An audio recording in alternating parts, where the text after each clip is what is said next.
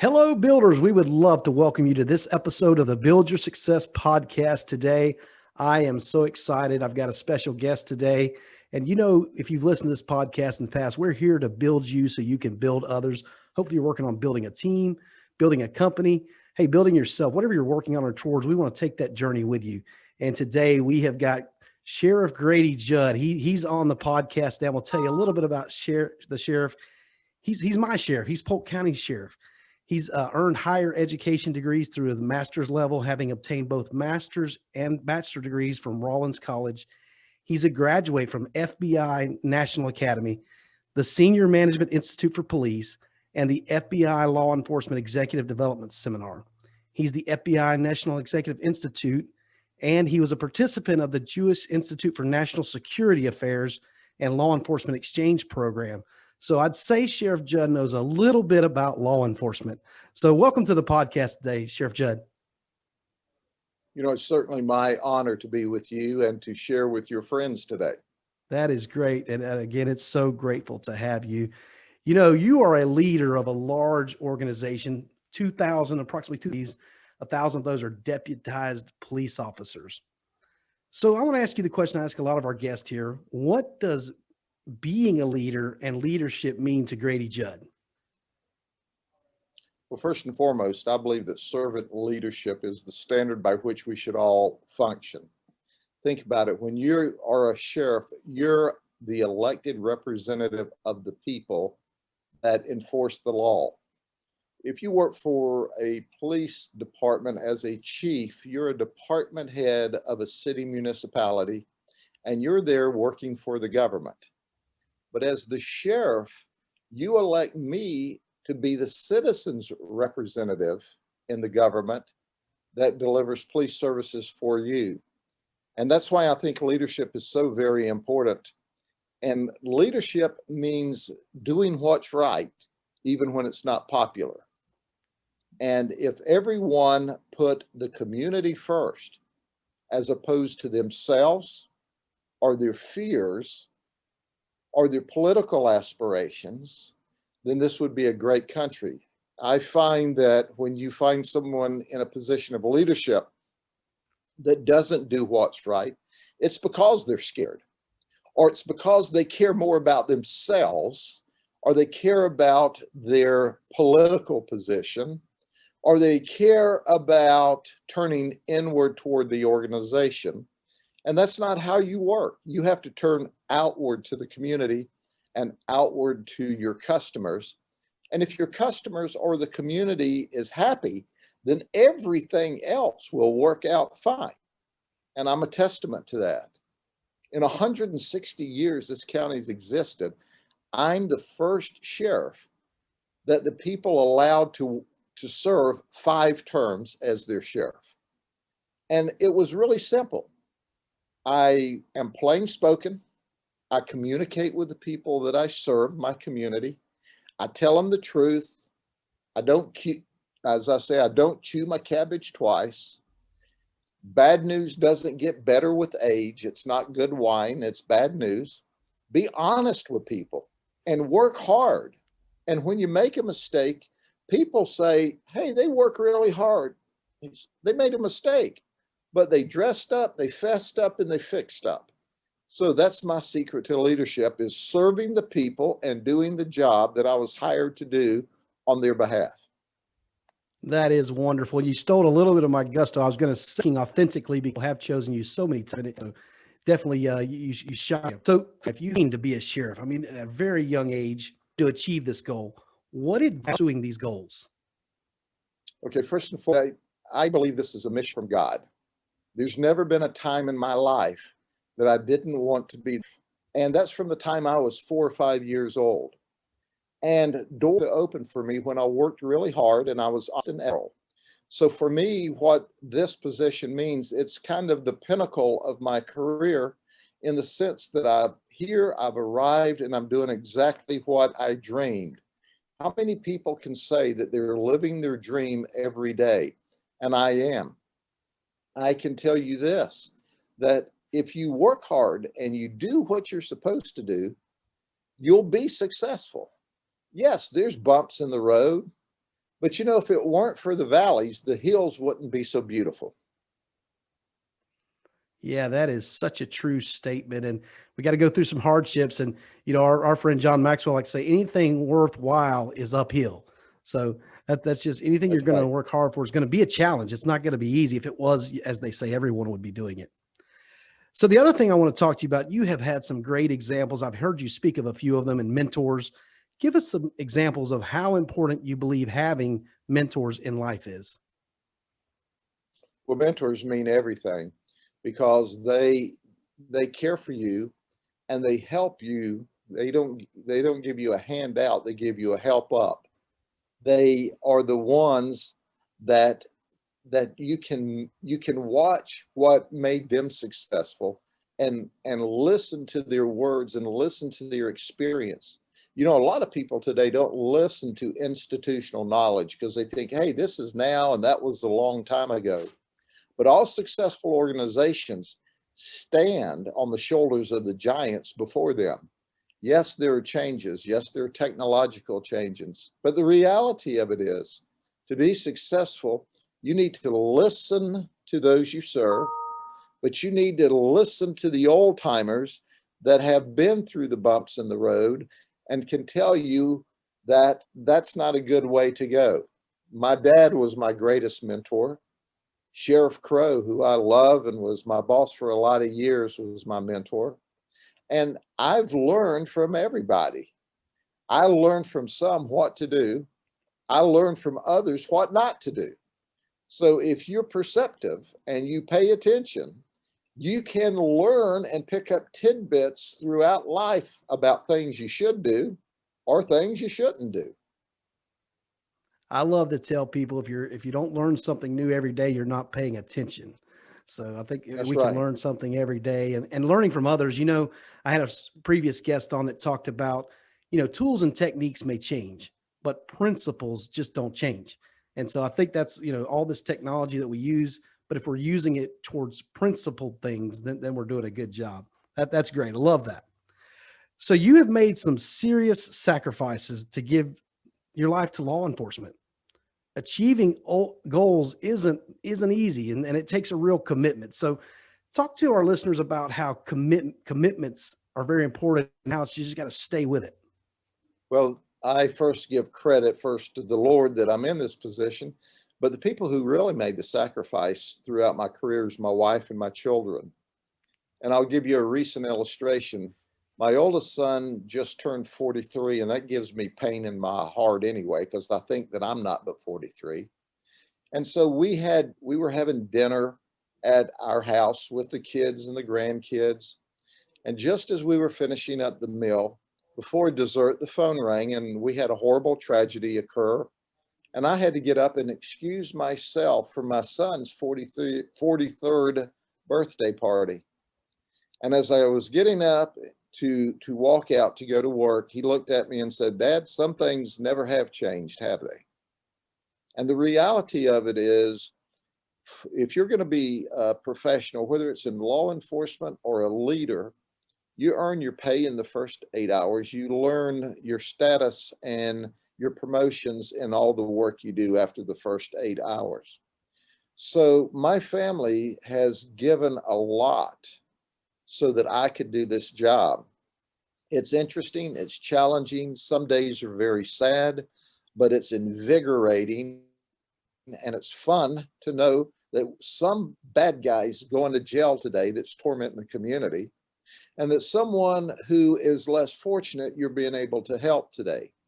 So really, even though the hours are long and sometimes the stress is high, I can tell you that my wonderful wife, my high school sweetheart that I married a long time ago, she and my children have really paid the price for me to be successful. Those are wonderful points, and I love the analogy about you're getting paid for the aid and everything else. They're these sacrifices. They're greater than just making a paycheck and just making saying goes. That's a great segue. Next thing I want to ask you about, a lot of people see Sheriff Grady Judd at this point nationally. People know who you are. We want him as our sheriff. I see that posted a lot of times. But a lot of people see the success, but they don't understand the sacrifices and the training. I mean, when I read your resume and realize you've got training from the FBI. So you went above and beyond what just a normal deputy sheriff would do to get the training and have the background that you need to become the sheriff. So talk a little bit about how important that is, additional training, additional sacrifices. Sure. Well, you make your opportunities and your breaks in life. I remember a man that I knew a long time ago was a hugely successful citrus farmer named Ben Hill Griffin. And I was at an event one day and he came in and said, "Boys, can I sit down beside you?" And this was long before I was sheriff. And someone came up to him and said, "Ben Hill," he said, "I saw you've been real lucky this year." He said, "Yes, sir. Yes, sir, I have." He said, "And I found out the harder you work, the luckier you get." So at the end of the day, you build your opportunities to go to, in my industry, to specialty schools and to be recognized. Interestingly enough, I communicate as often as I can with the community I serve and the community I love. And I'm asked by the naysayers, why are you on social media all the time? Why are you on television? Well, I find that unique in that Sheriff Crow was a introvert, and he really didn't spend a lot of time on television or talking to newspaper people because that just wasn't his personality. And he was criticized by those same people, same kind of people, for not informing the community. And why don't we ever hear from you? So you can't wait until everybody agrees before you move forward in life or in your career. You just do what's right, but you do what's right for the community. Every time I went to a school, every time I read a book, I had the honor and the privilege of teaching for 23 years part-time as an adjunct for Florida Southern College and University of South Florida. But every time I taught a class, I learned from the students. But everything I learned was how I can turn that knowledge around, keep people safe, help people who are in a desperate event in life. So when you look for opportunities and events and luck, you make your luck. I'm reminded of old Yogi Bear, not Yogi Berra, Yogi Bear. For those of you who are old enough to remember, he was on a comic strip with his little bear buddy called Boo Boo. And he was a thieving bear because he would steal picnic baskets. And he often tried to escape from Jellystone Park. So the rascal would try to escape and he'd steal picnic baskets. So you can even learn from Yogi Bear, who you could argue was a criminal. In those comic strips, he used to look around and say, "Boo Boo, you can see a lot if you look around." Well, that's true in leadership and that's true in life. If you look around and you see a lot and you're doing the job for the right reasons, you can be successful. But you have to make your breaks. Now, as I said, you can't do it by yourself. You have to have mentors. You have to have significant others who love you and support you, and sometimes push you along when you're physically and mentally exhausted. But the reality is that's how you're successful. If you sit around at home waiting for somebody else to give you a promotion or give you a job or get you to where you want to be in life, you're going to be a very disappointed person. That is so true. You said something earlier about the naysayers. I did want to talk to you about naysayers because I know you have those as well. You got a lot of supporters and you have some naysayers. So, how do you stay focused when others are critical of you and your team? How do you just, kind of not necessarily brush it off, but stay focused on serving the community, basically? Sure. Well, first and foremost, no matter who you are or what you do in a station in life, someone's not going to like it. They're not going to like it because they're jealous of you. They're not going to like it because you've got something they want. And if you listen to them and if you pay attention to them, then they win. Now, there are people that are critical of you that are honest critics. And if you listen to your honest critics, they're trying to make you better. What you've got to do is differentiate who's trying to tear you down and who is a hater because haters hate and always will. And you've got to understand, and I'll go back to a quote from Nick Saban: mediocre people don't like high achievers, and high achievers don't like mediocre people. So I push that white noise to the side. If I've got an honest critic and I've messed up, I dress up, I fess up, and I fix up. But for those who just chatter, they've got all the solutions in the world, but they never put one forward, and they never work to make something positive happen. You just dismiss those people out of hand because they're hot air. They don't want it. They just don't want you to have it. And you don't pay any attention to that.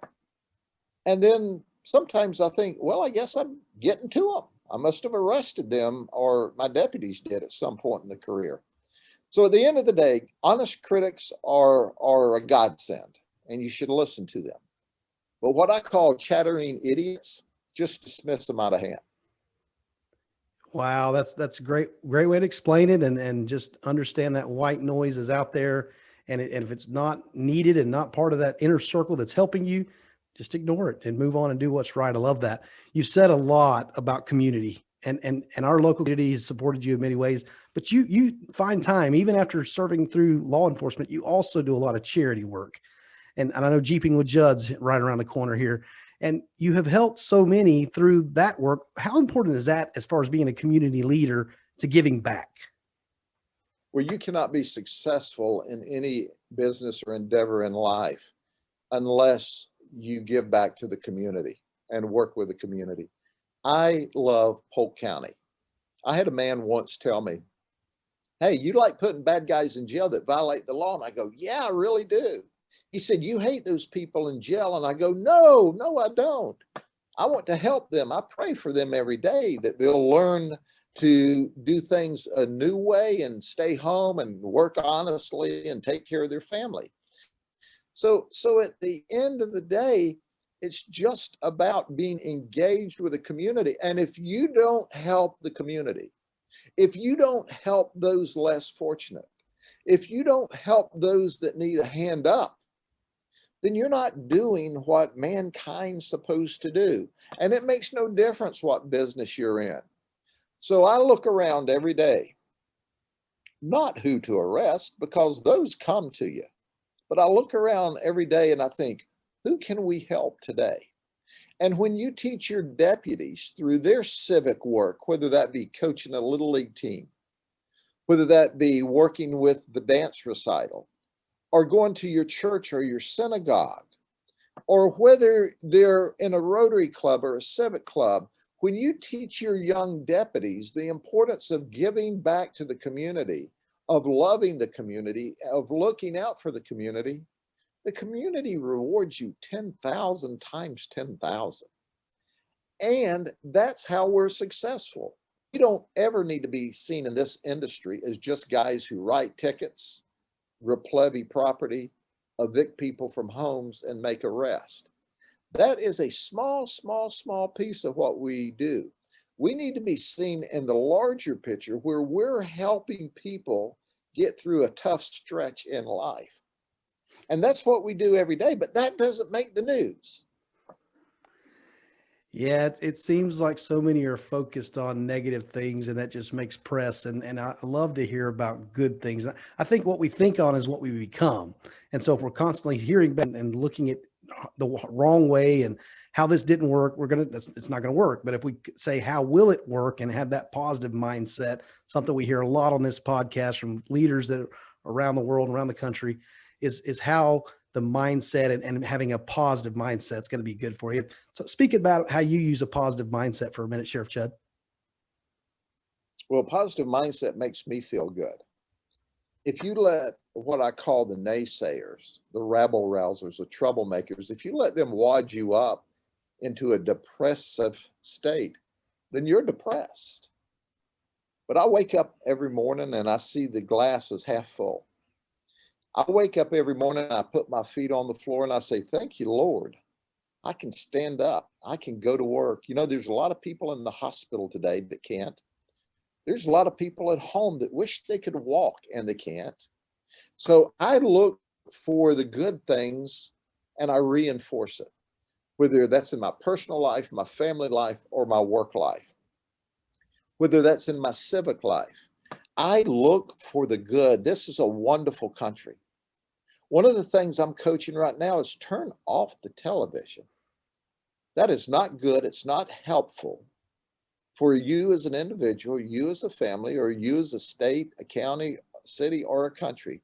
They pick out the negative events and extrapolate that over hours of television and make you want to think that's the world we really live in. And it's not. It's the exception to the world we live in. So at the end of the day, you push out the negative, you push in the positive, and when you're full of positive, there's not room for negative.